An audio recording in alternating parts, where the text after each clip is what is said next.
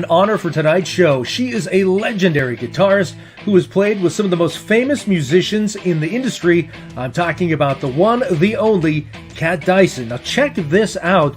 Some of the iconic artists that Kat has played with: Cher, Cyndi Lauper, Celine Dion, Seal, and two of my favorites, Sheila E and Prince. I love this quote from Kat that was in Musician's Corner. "I will play guitar until I leave this world." Well put. So we are talking music, but also African history. Maryam will remote into the House of Slaves and its door of no return museum and memorial to the Atlantic slave trade on Gorée Island off the coast of Dakar, Senegal. The museum is an important place to remember the human toll of African slavery. This is a unique celebration of Black history. Unexplained Cases Medium is next. I am. I am. I am. I am. I am.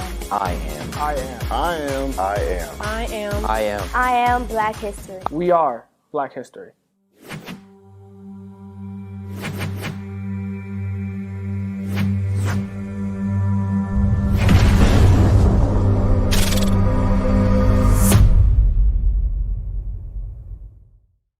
Woo! Everybody, welcome to this very special edition of Unexplained Cases Medium. You've got Rick Garner, we've got Terry Davis again. Welcome, Terry. We've got Maryam the Medium, and as you just learned, we've got a very special guest with us tonight, Miss Kat Dyson. Hi, how are you doing, Kat? Welcome, Kat. Nice to be here. Nice to be here.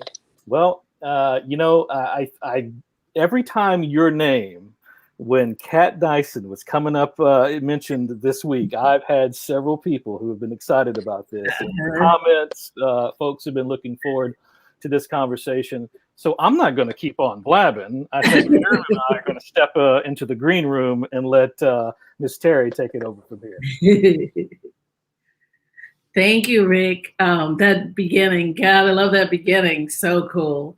And Kat, I am a huge fan of yours. You know this as much as I love you as my sister.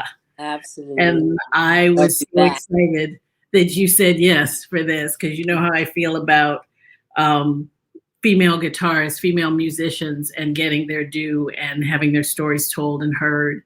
And this is such a great opportunity to do something different and unique that I knew you would really be into. One of the things, I just want to get some background about you first before we do the big dip into the remote viewing. You said this to me a while ago, and it's something that I didn't even know about you, that as much as you love music, you love math. Yeah. I thought that was really interesting. I never knew that before. Math and science. But I do want to say something about the intro. I never played with Cher. I played with Cyndi Lauper, and we opened for Cher. Okay. So, Yeah. You're still on tour with Cher. Hey. You saw all the drag queens all over the world. Oh, but they were there because we opened the shows, and Cyndi and Cher are great friends. And that was the first Cher farewell tour. They were I know, because there were two, right? Yeah, they were men. There was more than two. That's what I'm talking about. But we had a blast, and she just treated us like we were just part of the team. But yeah, in school, I was more of a kind of math, science, chemistry kind of, cool. Guitar kind of came to me because, as a Southern girl, I had to take piano lessons, which friends of mine were really good at. And I just, I was awful. Because the boys were outside in the backyard with the guitars. And I was like, can I have one of those? And, exactly. And she went, okay, just so cool. Grades stay up, and you do, there were conditions. How old were you when you first started playing guitar? Like 9.5. Wow. Wow. I was in the kids in the neighborhood. They just seemed to be having too much fun while I was sitting in the house. And we didn't own a piano, so I had to practice at my teacher's house. So it was right. That's even worse. Because you don't get to even make the mistakes. He just listens. Yeah. Time going. Yeah. Now I know you to be a perfectionist in many ways and rehearsing a lot. You rehearse a lot, and you're a composer, you're a songwriter. Tell me about, we've talked about the fact that the music that you wanted to play, you got a lot of flack for that, being a Black artist, wanting to play rock, wanting to play blues. Tell me about that. Well, in my home, there was a lot of music playing all the time. My parents were not musicians by trade, but my dad was an audiophile, and he had a record collection like most people have never seen, including the 78s. You know, when he was in the army, he was over in Germany and bought back records that Black jazz artists were able to go there and record, because the Germans didn't really care about the whole race thing. They just loved jazz music. So that particular Ella Fitzgerald album where she's, where she's doing How High the Moon, and she said, don't know what I'm singing, but I'm singing it just for you. He had the 78. Wow. You know what I mean? So, but when he came home, it didn't matter what the radio was on.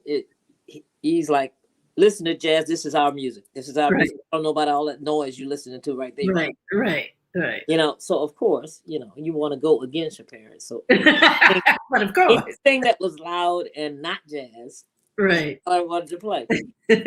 Find out in Virginia, even though when you're a kid listening to radio, I didn't see what color. I didn't really know. It was a music that spoke to me, and it pissed my dad off, which was fun. And as I started to do clubs, I had a growing spurt when I was 12 and a half, 13, and I was 5'10". So I ended up being in a cover band, and we played the little local clubs and some of the Army clubs, and because where I'm from is Army, Navy, Marine.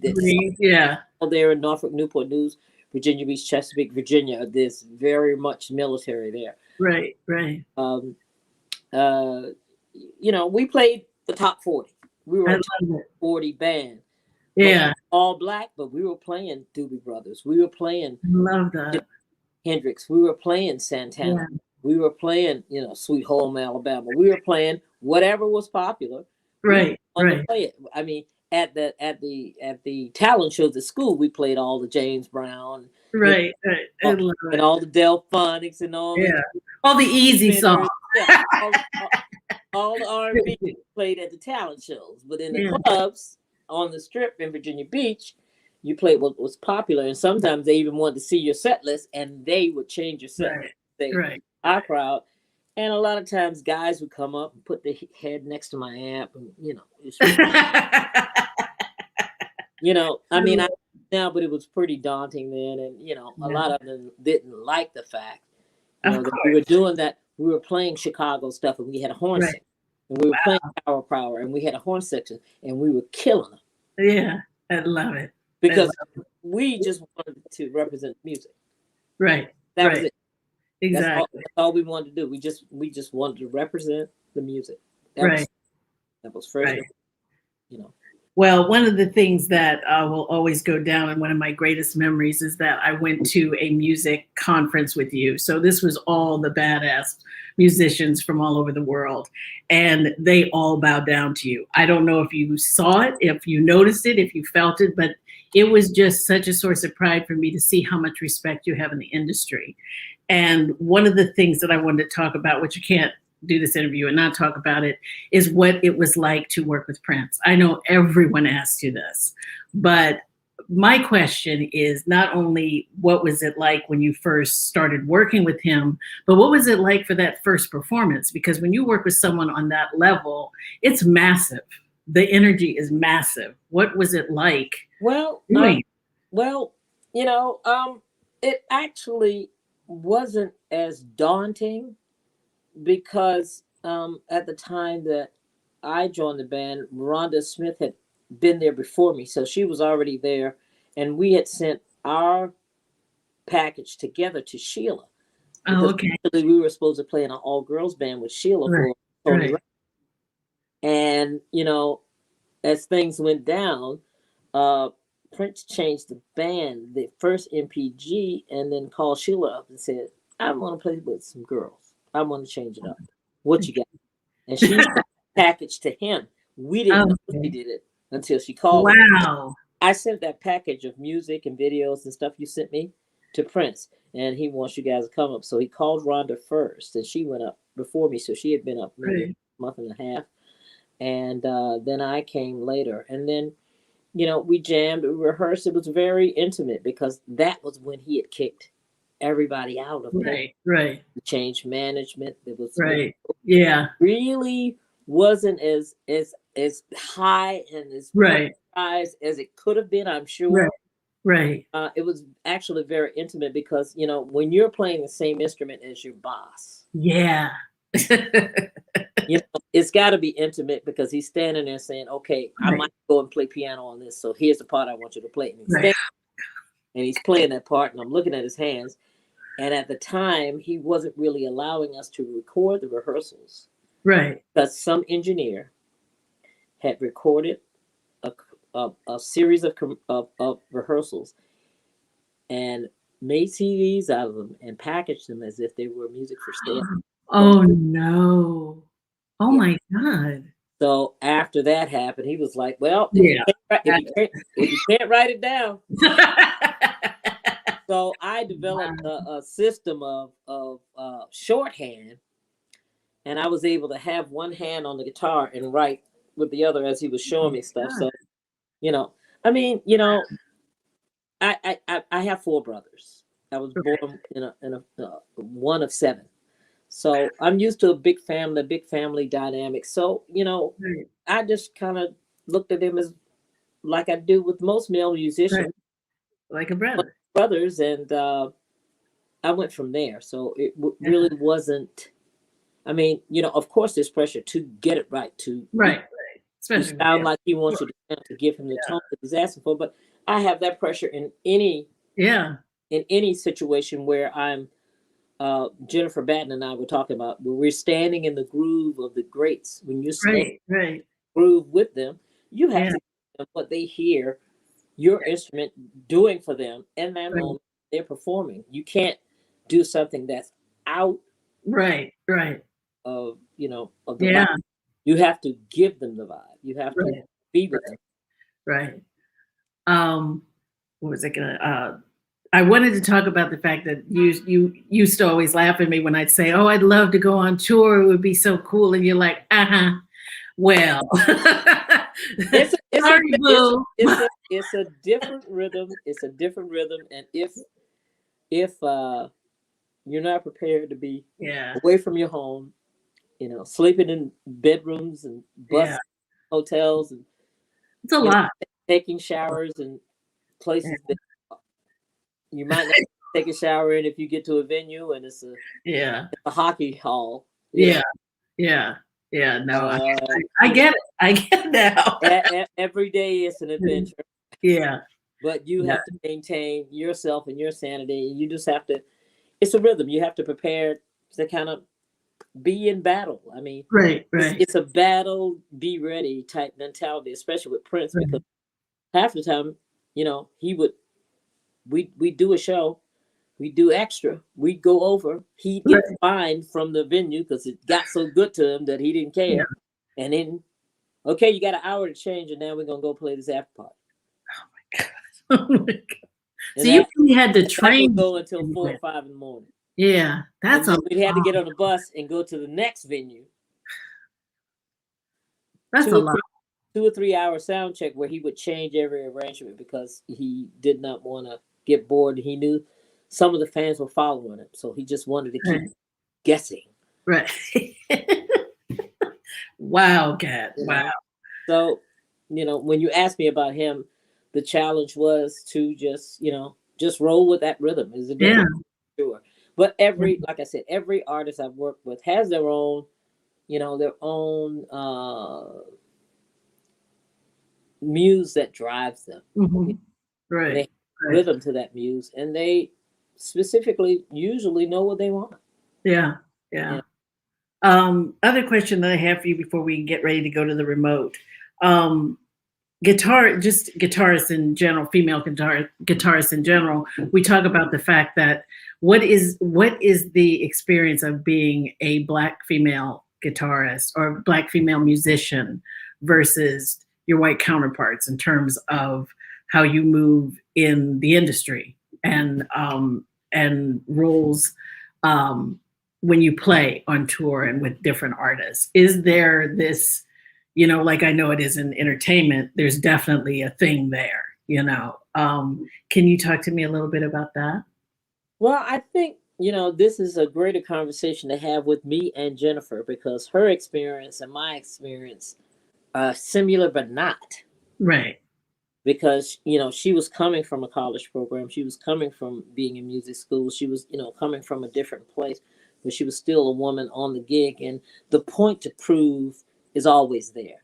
Mm-hmm. But just like, I can't speak to her experience as a white female guitarist, but I can say that when we're all in the room together, we're going, yeah, sometimes engineers don't take it seriously. Right. Yeah, sometimes this happens. Yeah, sometimes that happens. Yeah, sometimes they don't think we know how to use our gear. But that's a male-female kind of thing. Right. Right. And as far as the specifics, like I said, this is room for another chat. I'm sure she would love to talk about it. But yeah, she and I, we laugh a lot. Cool. So tell me about touring internationally, because that's one of the reasons why you had gone to the location that we're doing tonight. It must be really hard to do it on the road domestically, but then when you start getting into internationally, what is that like? Because that's even deeper. Well, you're traveling with a crew. You're with a team. So you do have that aspect of it, and everybody's all together. You get there together. You go into the same hotel. So it's a team-like kind of spirit. Mm-hmm.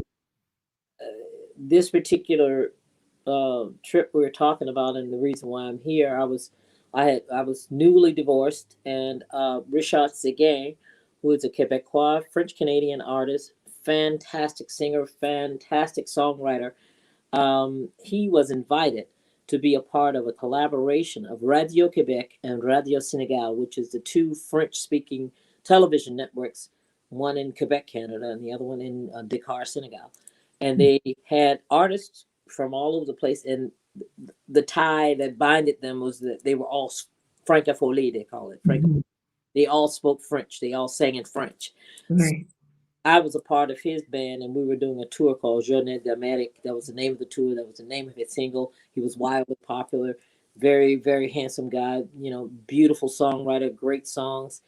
And we all went over there together.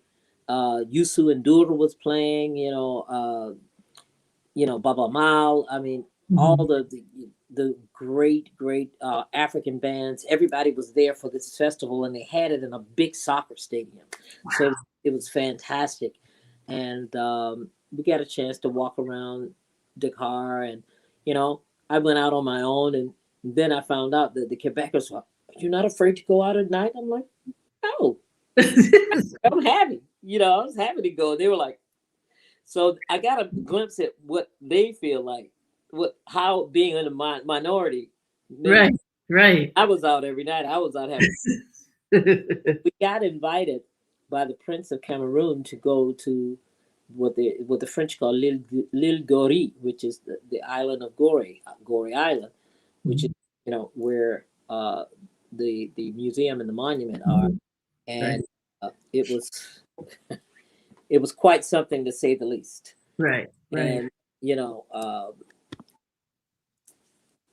what was your experience? Because you said that it really, really affected you emotionally when you went. Well, when I stepped into, to me, it looked like a fortress. The mm-hmm. whole thing looks like a big fortress, and then there's different halls. And when I stepped into the main one, especially to see that door, and to see the shackles in the walls, and to see where some you can see the indentation where they were even scratching trying to get out, and they had one look back at their homeland, and it was so visceral that I had to leave almost fainted. Oh, I believe had that. A physical reaction, and the Prince of Cameroon's people had to take me away. The rest of the guys, they stayed there. It didn't affect them. It didn't affect them. Yeah. I was the only African American there. Wow. Some were Quebecois, French Canadian born, and I think Kevin was there, and he's Indian, and I think he's mixed. But it just, I've never had a panic attack in my life, and I think that's as close as it got. And I had to leave. Yeah. And the oddest thing after that, Brian Gumbel took his son there. Wow. And they showed it on NBC on this show when he had it, the Today Show. And they were tears. They were both weeping. I'm sure. And for a minute, I said, that's the feeling. Yeah. And you know, Brian Gumbel, to connect things, Brian Gumbel and Prince were actually good friends. And really? And Brian's last day, which happened to be my birthday, Prince, they managed to sneak us into the studio, set us up, and we played for his last day on air. Oh, wow. That's so cool. Muhammad Ali was there, and it was January 3rd, 1997. I will never forget. Wow. Wow. Well, Maryam, good luck to you, because this is a hardcore location. So, absolutely. Like I remind everyone, be sure and keep your hands and feet in the ride at all times. It's going to be a trip. It's going to be a trip. All right. Oh, all right. Rick's not wasting any time here. Okay. He's gone. What I want to okay, so first, is your dad still alive? No. Okay. In this picture that I have, is it the gentleman with the white shirt under the suit? There's two men standing there. It's the one with the glasses on. Glasses. Okay, or we can go that way. Okay, got it. Yeah. What's his first name? Kenneth. You guys were close in a, I don't want to say love-hate, but in a kind of push-pull way? Yeah. Yeah. How long ago did he die? 2004. He's been around ever since. He crossed over, came back, asked if he could stay and watch over you. There's some guilt he carries and some sadness he carries. And so he says, this is for me to be here for you now. I don't mean now this moment, now in general, he's been here with you, because I want to see if I can ease some of the stress I brought, some of the pain I brought, and help you find a more peaceful, fluid life. He's saying a more, not that life has been hard. He's saying, I want you to find more, like he keeps saying the word fluid, like symmetry. I don't know if that's making sense. Like just a more, not, I asked, are you saying consistent? And he says, no, just opening up the heart. He says, I want her heart to open up. I want fluid. Okay. A more fluid love and life that involves energy, love, touch, meaning, God, Kenneth, come on, babe.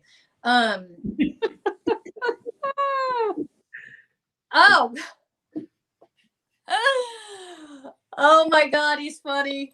He's like, she's my daughter. I have to be careful in the choice of words. Are you saying sex? Oh my God. He wants you to be, he wants love and sex. And then I keep saying the word sex. Okay, stop saying the word sex.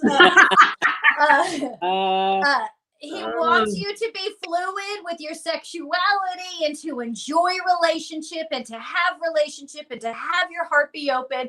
He says, she's saying all of this. I didn't know how to verbalize it. So she's verbalizing it for me. Yeah, it's okay. He's saying like she's still my little girl, and I still will try to watch what I say when it comes to her sexuality. Okay. Fair enough. Okay. He wants you. So he's saying what I want her. I feel like I mess things up for her when it comes to relationships. And okay, we could have started here. I feel like I messed things up for her in relationships. And so that's where I'm saying I want her to find a relationship that opens up the heart and flows love and flows sexuality and sensuality. And so she feels good about who she is and feels good about who she is in relationships. See, I knew you could do it, Kenneth. All right. All right. So, but you're also here today with us because as soon as your daughter said your name or mentioned Dad, you were just like, I'm here. So you're going to help us along. And I appreciate the support because we will need it. He said, okay, he actually he's very silly. He's talking a lot and he's wanting to actually, he wants to have some small talk with you. So we'll put that aside for now. And Kat, in whatever you do as your form of meditation or prayer, whatever that is, know that Dad wants to just connect. Okay. He's saying, I just want to connect with her and let her know that I've been here and I love her and I'm sorry for just being a screw up and not being super smart at being a dad. And okay, that's okay. He says, I don't carry guilt. I just want to try and help fix things and clean up any old patterns. Okay. So here we go. So, you know, I want to not stress, but state that, you know, there is a difference for all of us in any situation in life, any experience in life, where some of us will have, like Kat used the word, visceral experiences. And some of us will will experience the pain and the sadness of a situation, but we won't feel that word visceral where we feel like, was I here? And I say that because I want to be clear that, you know, not every Black man or woman has gone through the same experience, obviously. And so we want to make sure that you had a past life connection to this place or you didn't. Just by the way you described your experience, obviously there was. Whereas someone else may go there and feel the heaviness and sadness and cry, but not do what you did. What you did was like they're saying, that's what people do when they are reliving a traumatic experience in this life. That's the response that they have. What you had, your body, you responded as if it happened in this life. And that was because you jumped from that. What is the year? Does anyone know the year? I'm getting 1864. Okay, well, there you go. There's a year. That was pretty clear. You skipped. You went from that lifetime, that experience to today. Okay. 1864. Okay. Kat, you went through many lifetimes as a slave. So 1864, I'm not sure why that was specifically laid out. It may have been your last time. Oh, it was your last time. Okay, so I don't know if that was necessarily when you were at this location. They're saying that was the last time. And then you didn't reincarnate until this lifetime, which is really fascinating in itself and something to see where that goes. Hold on, Dad's saying, can I ask something? What's up? I have a feeling we might have to ask Dad to take a back seat. Oh, he's asking if he was there with you. I don't know yet. I don't feel that. Oh, was he a big talker? Later on in life, yes, but earlier, no, because, and I don't know if this is relevant for you to know, but my mom passed when I was 11, so he was a widow at 40. Of seven children. Oh, wow. So good for him. I don't fault him because I know people with one kid at 40 don't know what they're doing. Yeah. Yeah. To me, in my mind, he was a Superman because he could have walked away. He could have left us. We were Catholic. The nuns came over. They wanted us. You know, they wanted to break the family. He could have done a million things. He could have given us to his sisters. You know, but he stayed with the family. So I don't fault him. He did the best he could. Right. He's saying, thank you. He's saying that, thank you. Thank you.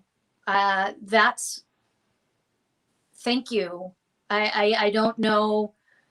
I think that's why I was here. And I think it's okay for me to move on now.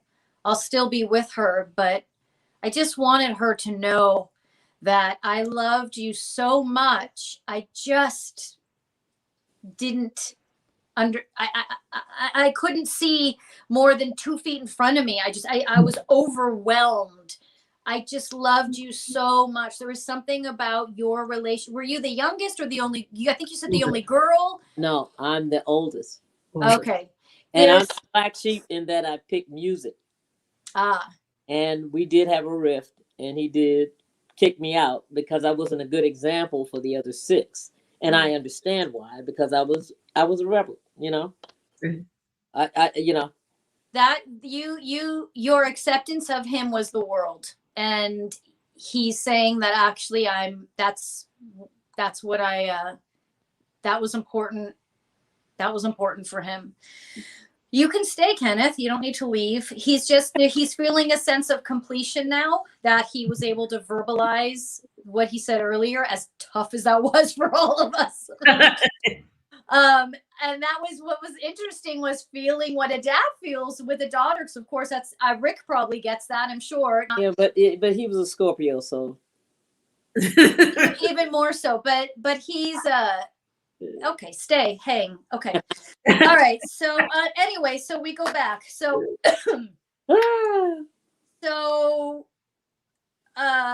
okay. He's talking still. Okay, so. Kenneth, you're welcome to stay and experience and what have you, whatever you want. You're welcome. You're really sweet. You're silly, but you're sweet. He's just uncomfortable, you know. He's just like, it's just he's uncomfortable. Like, I don't want to say the wrong thing. I don't want to do the right. He still feels that way out of body. Okay. This location is okay. So we talked about. You went from 1864, did I say 64? 64. And to this life. So there was a lot of time in between there, a lot of change. So when you came in body this time around, you were probably like, wow. Okay, I'm having problems hearing your audio. Is really breaking up here for me. I don't know if it's the StreamYard or what it is. Rick, should she log out and log back in? Sounds like you're in a helicopter. Oh, that's good. If it doesn't clear up, then yeah, you could just log out and log back in. But let's see if all of you sound like that for me. Okay, yeah, have her log out, Kat, and log back in. We'll wait for you, obviously. Yes, we will Do I need to log out? Yes, we'll have you do it. You log out and log back in. Okay, but now you're clear. Oh, okay. All right. It was just a moment. It was a moment. Oh, see ya. Did you go? No, there she is. It was probably just a moment. I don't know. We're good? Are we good? Kat?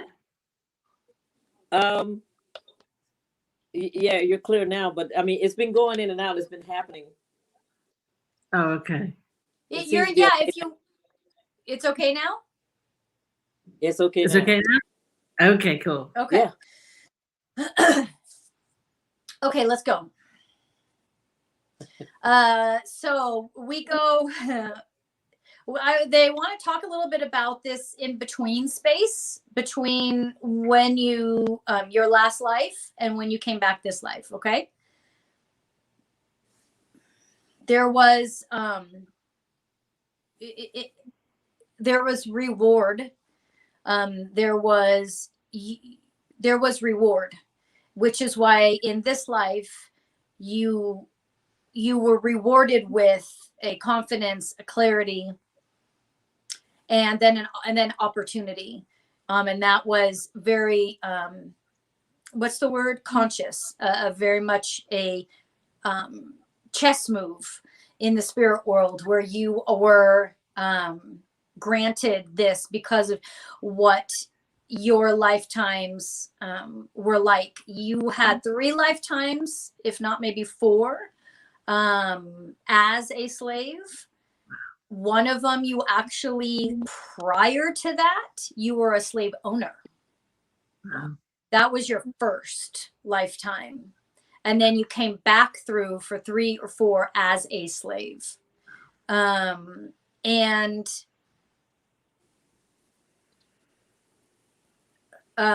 this last life, they're showing me you did there was heroic work that you did.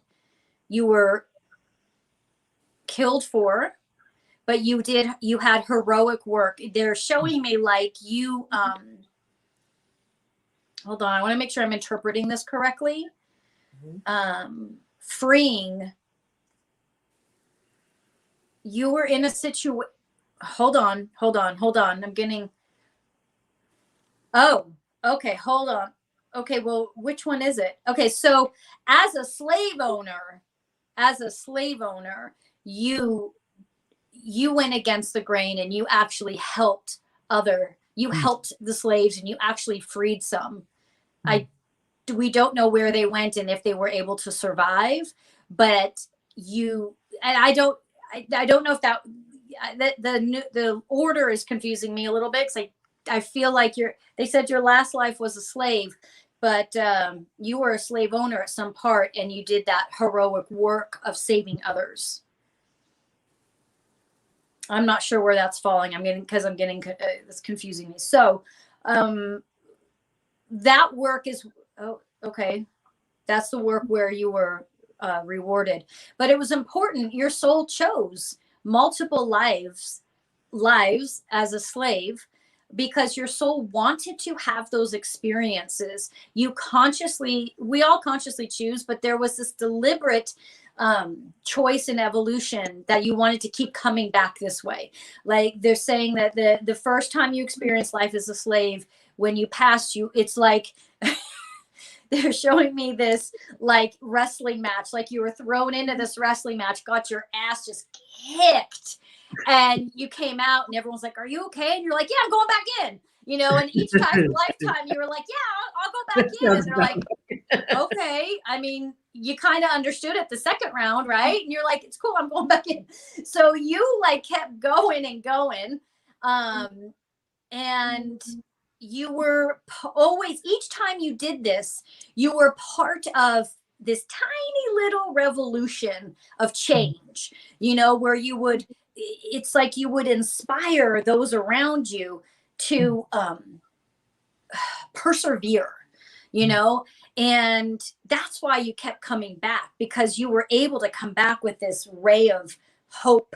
Not that it ever amounted to anything, because you weren't even around when slaves were freed. That wasn't a lifetime for you. And so you brought this ray of joy and light and hope each time around. And because of that, you have been rewarded. Okay. I'll take rewards. And that's kind of what you do now in this life for people, for artists. Well, I hope so. Yeah. So if we were to travel to this destination specifically, there was you, a brother, not sure the relation to anyone in your existing family now, you and your brother,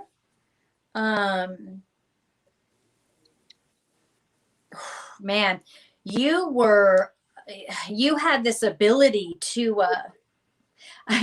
it's like withstand, like you could withstand more than the average person.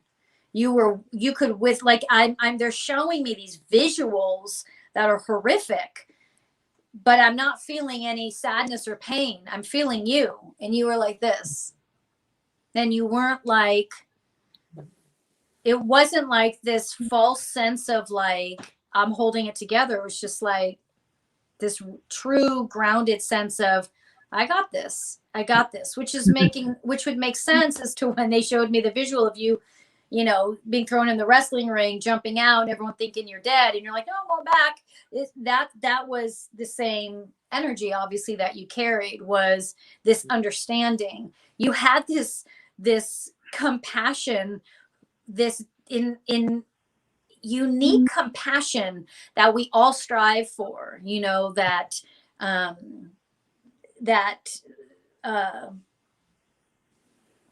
the Buddha carries, that Mother Teresa carried, this ability to see these horrific humans and feel this compassion for their ignorance, this compassion for their lack of understanding what it means to be in a human body, this compassion for them being such children and so ignorant. They keep saying ignorant but they're saying, they're using the word ignorant in a compassionate way, you know, like you understood. And it was this, they don't know better. We've talked about this before, and I mentioned that because I'm being told this. I like when I'm told similar information. The spirituality that, you know, Black men and women carried, this deep sense and connection to spirit prior to being enslaved. And that is what caused the enslavement, was the white man's fear of this. And you didn't lose that through each lifetime. And that's where that strength came from. That's where that ability to just stand with genuine understanding of who you are, and why you're there this time. So knowing that you had this ability each life, when you transferred in, even as a child, they were showing me, even as a child, no matter what your situation was, there was this understanding. Hang on, I've got a blind and deaf dog on the prowl. Let me get her. Come on, this way, baby. I just want to have her make her way past my water glass. And there you go. Oh, she's old now, so she'll just stop mid-flight. So we're just taking a break. Okay. You've got two guides in particular that are with you and that have traveled with you every lifetime. Those guides, female, that, hang on one sec, guys. I'm just going to go open the door. I love that the things that Maryam is picking up in your past lives are very much the characteristics of you now, that you're so grounded and you're a survivor and, you know, very compassionate. I think that's really interesting to hear. Well, yeah, I just feel like I'm reaching towards that, you know, that axiom. I always feel like I'm reaching towards something. So that I had it before, maybe that's why I'm reaching towards it here, because it's kind of home to me. You know? Yes, that's a beautiful way to say it. That is because as you were saying that, I was being told, you know, you were gifted. So in this lifetime, you came in and you didn't choose the path of Buddha, obviously, but you were gifted this opportunity to just kind of live, not have this heavy responsibility of taking care of everybody else, even though that still fell on you to a certain degree.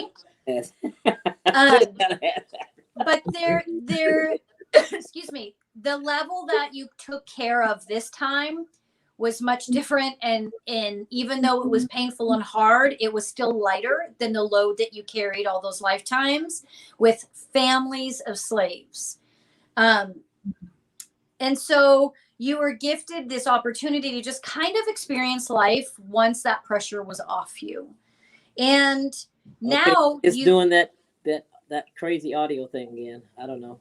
keep talking. I can hear you. I can understand you. Hey, Rick, maybe change up the boxes. That tends to fix it for us or for her. It happens to me, and when he changes up the boxes, hi. So you're these two guides that they talk about that were with you back in the from the beginning, and that kind of brought you through the schooling between that last lifetime as a slave and this life. They walked you through the schooling. They've been with you this whole time. There's this hold on. These guides haven't been embodied in a long time. They are solely angelic, and they've worked close, like they've been right with you through all these journeys. They're bringing me back to this location. Hold on. What is it that you want? Let's go back to this location. So they're showing me the room that you walked in where you had that you felt the panic attack coming. You were, so it was you, your son, and your brother. And each of you had a wall that you were chained to. You were here. Son was left, brother was right. And then in front of you was the door. And what you did, you spoke. You had this ability to speak, channeling these guides. So there was this symmetry with the three of you, the guides and you. And you would speak to calm. And they were saying that others could hear, but I don't know, because it feels like those walls were really thick. I don't know. But it was, your voice would transcend and it would calm.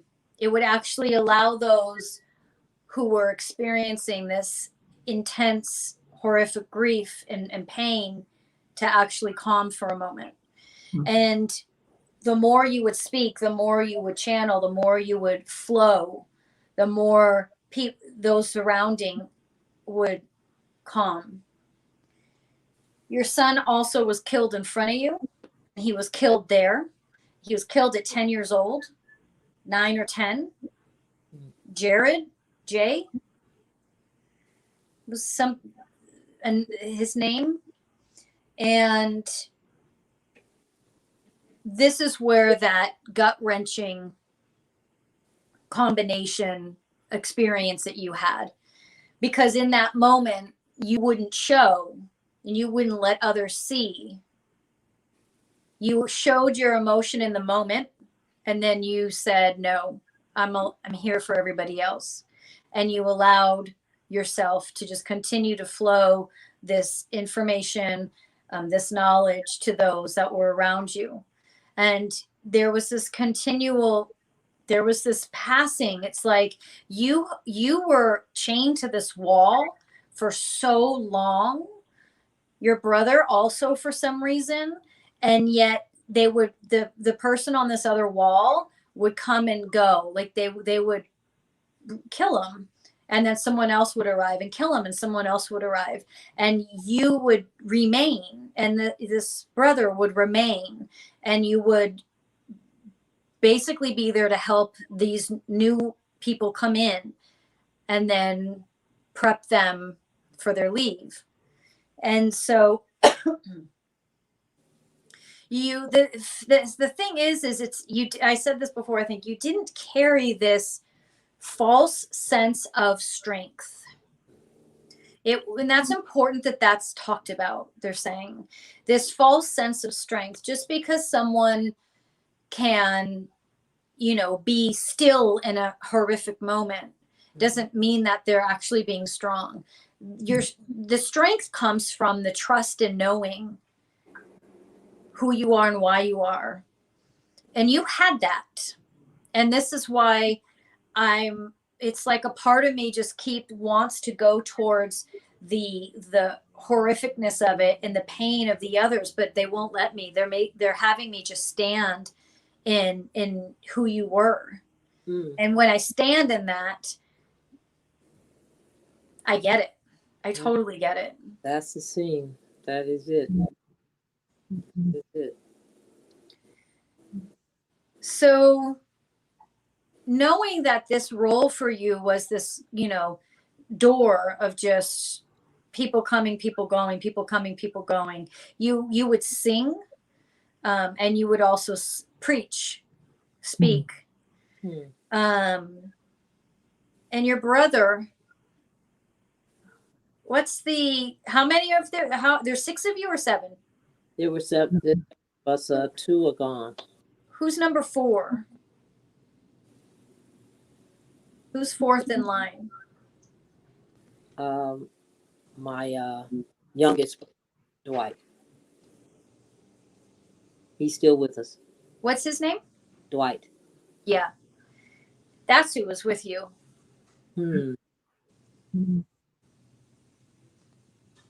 He was gifted, for some reason, the opportunity to stay with you. That lifetime, in that moment, to have that experience.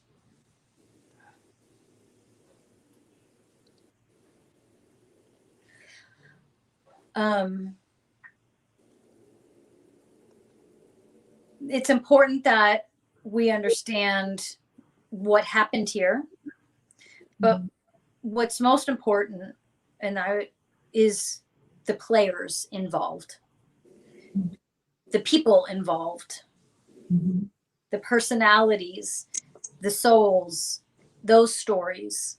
That's who we want to know. And that was you. You could write a story on it. You could write a book on it. You tap into that lifetime and it'll all come out. But the most important part, I'm being told now by your guides, about these episodes we do of Black History is about the people, the personalities, the experiences in each individual, not to rehash. And I think this is what we were told last week, not that anyone is, but to continually rehash the pain and suffering, but to look at these personalities. Who are these people? There's some fascinating characters that were there that did so much that nobody talks about. Nobody knows. Oh, hold on though. Oh, hold on. I know I've got your 2 guides here. They're telling me all of this, but hold on. These fucking slave owners, man, they will not pass over. Kat, I don't know if you saw the other episodes, but these guys will not pass over because they don't want to face what's coming. And one of them just showed his face to me accidentally. Hold on. I want to see what he wants. Hold on. What do you mean by Passover? So when we die, there's these a few levels we go through. Okay. And we have the option to stay in between physical body and actual full passing over. When we stay here, it's because either we died quickly or abruptly, or we know we're not ready to move on. We're not ready to move on, right?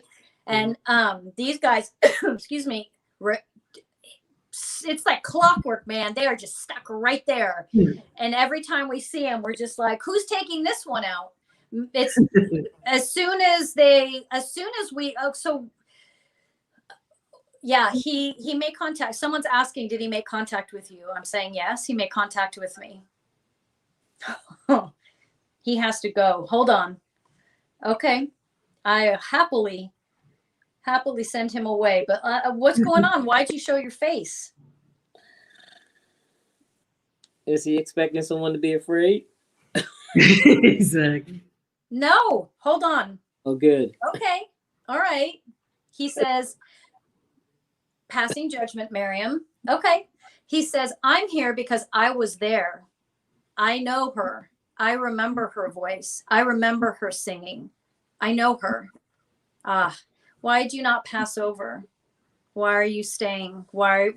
That's why I judged. I felt that you knew what you were in for. He says, I know what I was in for, but I know what I'm in for, but I did those things because I was raised in a family, and that's what you do. I didn't have the strength. I didn't have the courage to say something, this isn't right, and I don't want to do this. I didn't have that courage. I didn't have the courage that he's referring to you as this woman. You can call her Kat if you want. He says, I didn't have the courage that any of them had. They had more courage than me. I didn't have it. I didn't know what to do, and I carry guilt because of that. And I'm not scared to pass over. I'm sad, and I feel like I should do something, not because whatever change, whatever I have to go through, but just, I genuinely want to do something. What is it that you'd like to do? What do you think? He says, now that I can talk, I want to talk.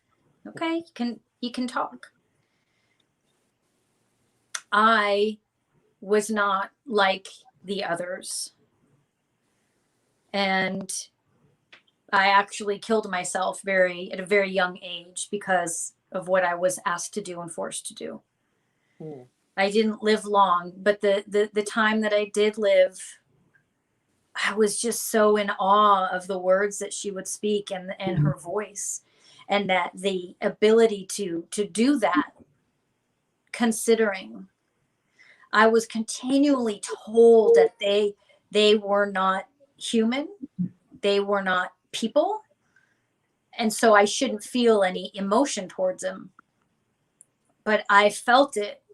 Like I felt it here, he's saying. Like I felt it here. I knew they were wrong, but what do I do? How do I tell all these people? I don't know. And how do I not know then that'll happen to me? Like I didn't know what to do, but I knew they were wrong. And so I've stayed here. I didn't want to go over the way my parents did. And you mean Passover? He's saying, yes. I don't want to continue that anymore. I want things to be different. Okay. So I'm going to ask for some help. Obviously, Kat's guides, you're aware, probably knew the whole time he was there, right? So why do you feel you need help to move on? He doesn't believe that he will have access to teachers the way we do. He says, you feel that way because of what I've done. I don't feel that I will have that. I was told that, the devil and all these bad things would happen to me. And so I just figured I'd stay here, like in the middle, because of what's on the other side, I guess. Since I don't deserve angelic support, what do I do? Okay, so everyone has angels, even when we do horrific things. We all have them. And so I'm just going to call yours in, and we're going to say goodbye and say thank you so much for sharing your story, and thank you for following your heart, and thank you for that.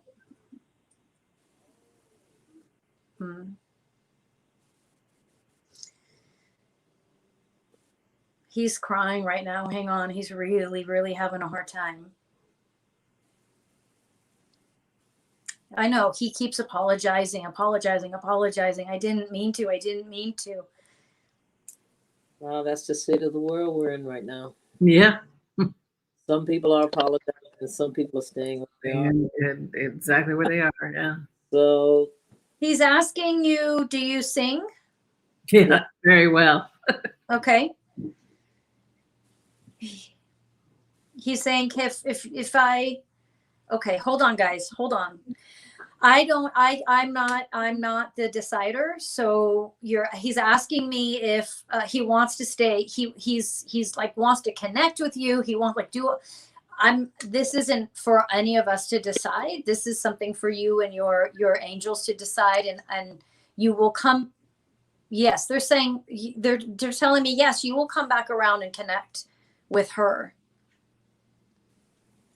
For some reason, he's not wanting to say your name. That's why I'm not using your name. You will come back and connect. Okay. I that's out of my pay grade. I don't do that stuff. Like I'm not, I wouldn't be a body if I was capable of that. Go and don't be afraid. Go. It's okay. This is all okay. Like, how do I disconnect? He's really holding on tight right now. How do I disconnect? Okay. I'm going to move on. You guys got him? Cat's angels got him? Okay. You're in good hands. I gotta go. Okay. Any questions? I was going to say, now's a great time for questions. Oh, it's like I'm psychic. I knew he was there. Yes, I know. You know, when you can see me with your eyes closed, I'm not sure if that's good or creepy. It's bad. But, you know, it's bad. Well, I do love the fact that because Kat is not only a singer but a voiceover artist. So the fact that her voice calmed everyone, which it does anyway, and the fact that she is a singer to this day is, that's pretty amazing. Well, so Kat, what about you? Thoughts of what you've experienced and heard?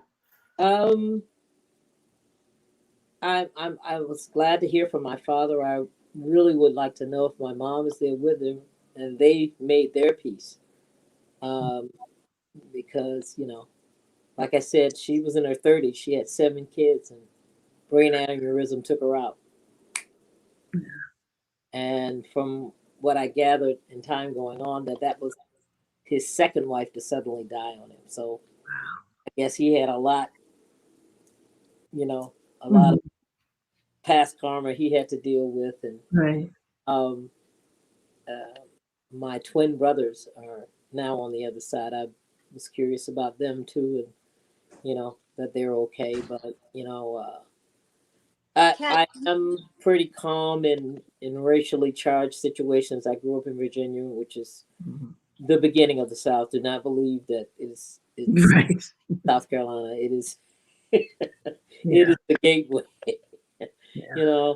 The political thing, when they said, "Oh, Virginia turned blue," it's always been blue. They would just take the ballots when my parents used to vote, and I'd go to school with little girls who'd say, "Oh yeah, my dad was, in the team that picked up those ballots, and they used them for fuel to light the cross in my uncle's backyard for the Ku Klux Klan meeting."